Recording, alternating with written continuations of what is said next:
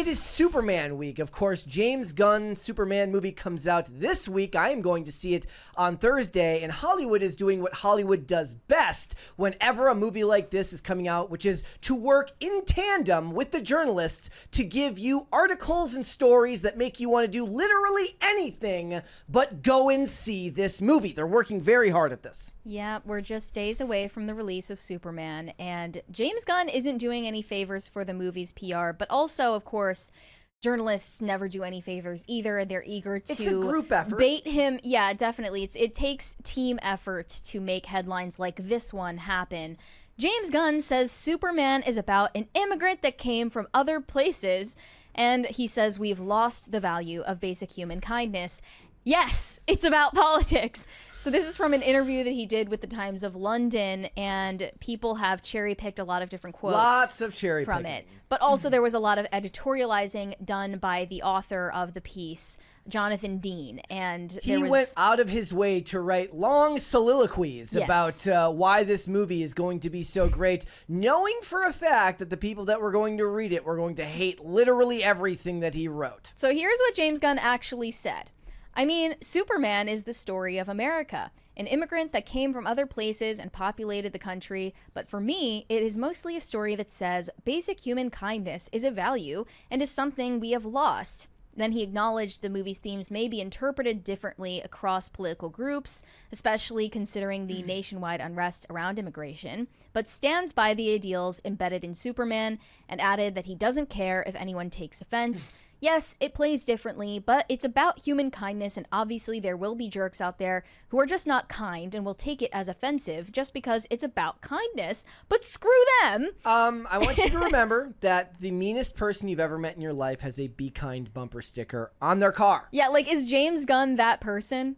Also, is he pretending? He's skirting around the idea when he talks about human kindness. It's also when he talked about truth, justice, and the human way, which just sounds like some weird commie lingo that nobody would. It sounds like something you would see outside of like a K through 12 school to give you like an onboarding program into like United Nations. And it's funny because James Gunn addressed the issue of superhero fatigue, saying, "Well, no, it's just that socialism has never been tried properly before." He just means people are sick of the nonsense that gets added into superhero movies, not the superhero characters themselves, and yet he is seemingly guilty of the same thing. He then says, yes, it's about politics.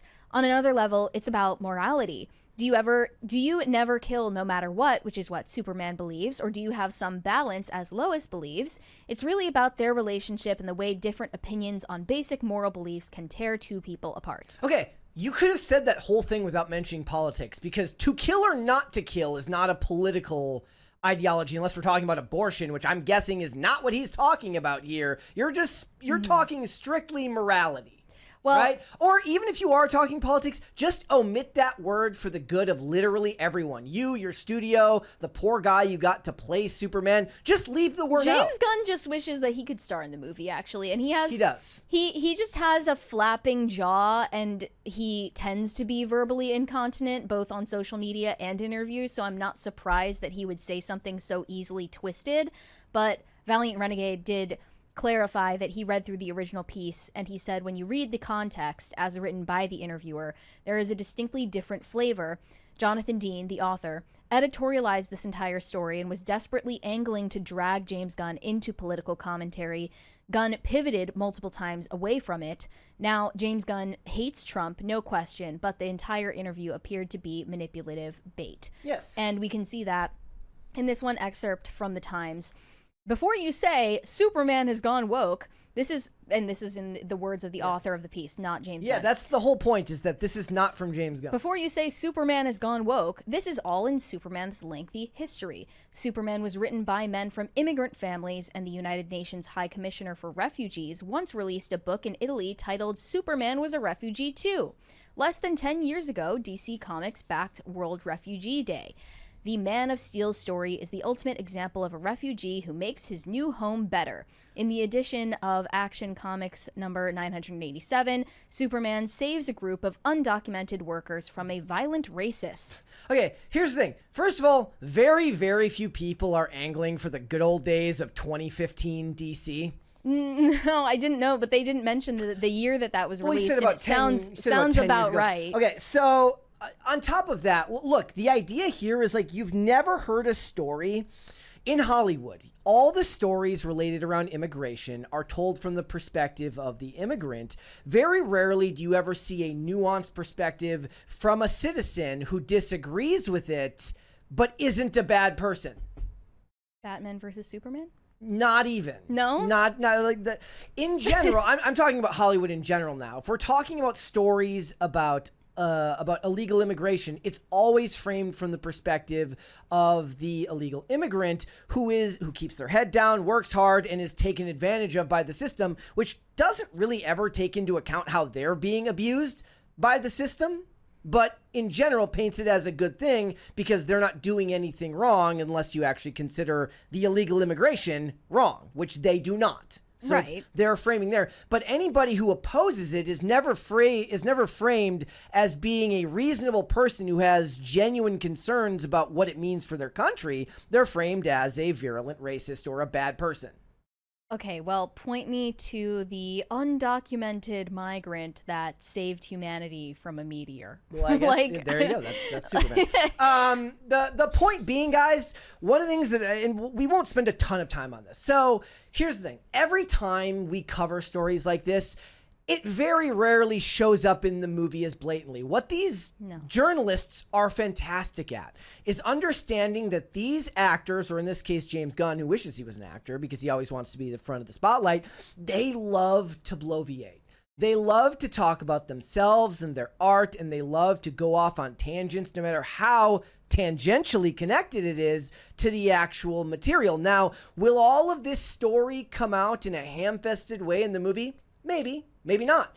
But the point is that this was a no-win situation the moment the journalists started editorializing, because they knew that sites like Variety were going to start grabbing on to headlines referencing words like politics and immigrant. And James Gunn is just at fault for not understanding how to pivot even better. I mean, correct me if I'm wrong, but this case does seem exceptional in that most of the time the star of the movie is doing way more press than the director. Yes. And James Gunn has taken center stage. I haven't seen a single worrying quote from David Cornsweet. No, David Cornsweet seems to be very, very well liked. He's got fantastic chemistry with the actress with Rachel Brosnahan, the actress that plays Lois Lane. And James Gunn is known for being overly, he explains too much. Whenever he gets into this stuff, it's like, at a certain point, just shut up and let the movie speak for itself. But instead, everyone's worrying about this. They're worrying about the comments made by the multiple embargo leaks, which we're going to probably end up talking about tomorrow. It's like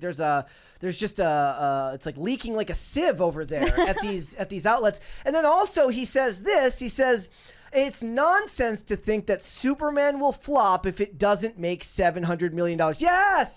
Here's the thing. You could just spend any amount of money on a movie, and money's just like, what is money really to a communist? Like, it doesn't matter, right?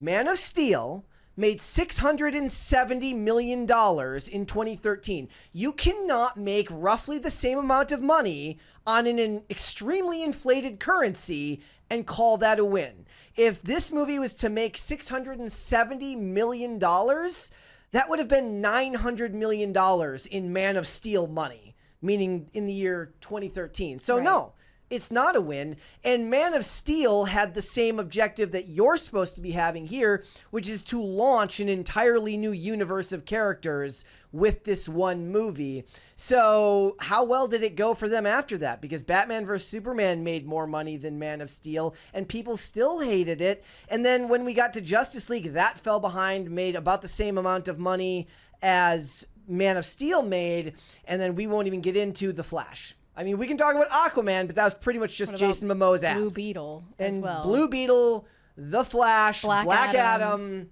the rest of them. The point of it is he's lying. He has to lie, but he's lying. It matters how much money it makes. Well, of course it matters, but it's funny that he would even offer this comment.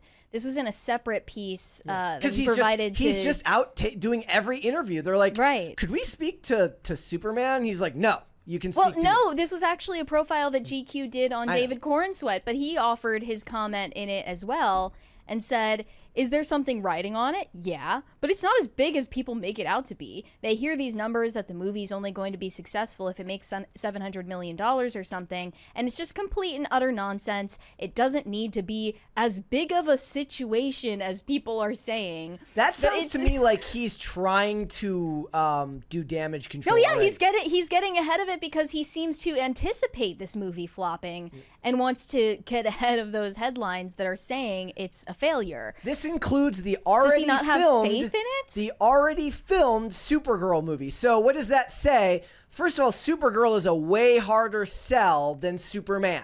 Just is. Especially in the post-Girl Boss era. Yes. So if Superman makes $500 million, what do you think Supergirl is going to make? Maybe that much? Maybe. And they're still saying the reported budget for this Superman is around $200 million. I picked the $700 million number. I mean, there was whole articles and think pieces written about why that number is important. But you're launching a new franchise, and the fact of the matter is that they launched the Henry Cavill Superman to $670 million. If you can't even crack that number on currency that has been devalued heavily, you are screwed, my friend, and all of the flowery language will not help you. No. Now, I want this movie to be good. I have my tickets for Thursday, so I am going to see it, but this plays like damage control in a way that doesn't sound hopeful. No, it doesn't seem like he has faith in its performance at all. Yeah. They also mentioned Shazam in here. Remember, the first Shazam did fine. The second Shazam, not so much. No. So, be that as it may, we will have to wait for Thursday. We've got more stuff to cover. I'm sure that there will be even more Superman news coming out in the lead up to the release of the film. And if they're smart, James Gunn will just kind of stop talking. Can he ever? Like, somebody interview the dog. I don't know, because James Gunn has enough power where nobody is going to tell him. No, he's in charge of the studio. Yeah, so nobody can tell him no. He's like, why would you want to talk to Superman? You can talk to me, the head of the studio. Thanks for watching. Listen to full episodes of Pop Culture Crisis on Spotify. Keep up with us on social media and make sure you subscribe and ring that bell so you never miss the show. Bye, guys.